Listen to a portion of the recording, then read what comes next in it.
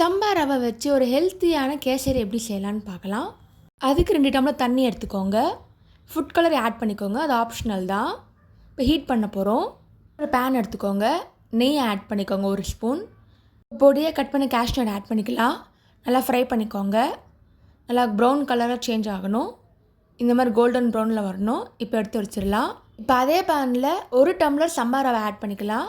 நல்லா ஃப்ரை பண்ணிக்கோங்க. மிக்ஸ் பண்ணிகிட்டே இருங்க, அப்போ தான் சீக்கிரம் வேகும். இந்த டைமில் சூடான தண்ணியை ஆட் பண்ணிக்கலாம். நம்ம ஆல்ரெடி கொதிக்க வச்ச தண்ணி இப்போ ஆட் பண்ணிக்க போகிறோம்.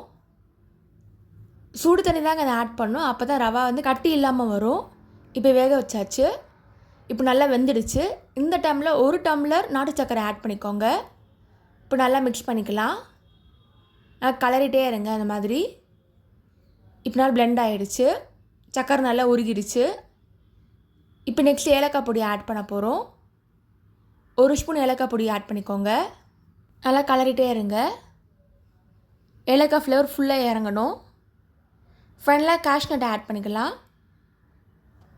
எந்த ட்ரை ஃப்ரூட்ஸ் கூட நீங்கள் ஆட் பண்ணிக்கலாம். இப்போ 1 ஸ்பூன் நெய் ஆட் பண்ணிக்கோங்க ஃபைனலாக. இப்போ நல்லா மிக்ஸ் பண்ணிக்கோங்க. இப்போ இதை ஹாட் பேனில் வைக்க வேண்டியதான், ஆஃப் பண்ணிவிட்டு. ஹெல்த்தியான கேசரி ரெடி பண்ணிவிட்டோம். நீங்களும் ட்ரை பண்ணி பாருங்கள். இந்த மாதிரி சிம்பிள் ரெசிபி யூடியூப் சேனல் போட்டிருக்கேன், அதையும் மறக்காமல் செக் பண்ணி பாருங்கள். தேங்க்ஸ் ஃபார் வாட்சிங். லைக் பண்ணுங்கள், ஷேர் பண்ணுங்கள், சப்ஸ்கிரைப் பண்ணுங்கள்.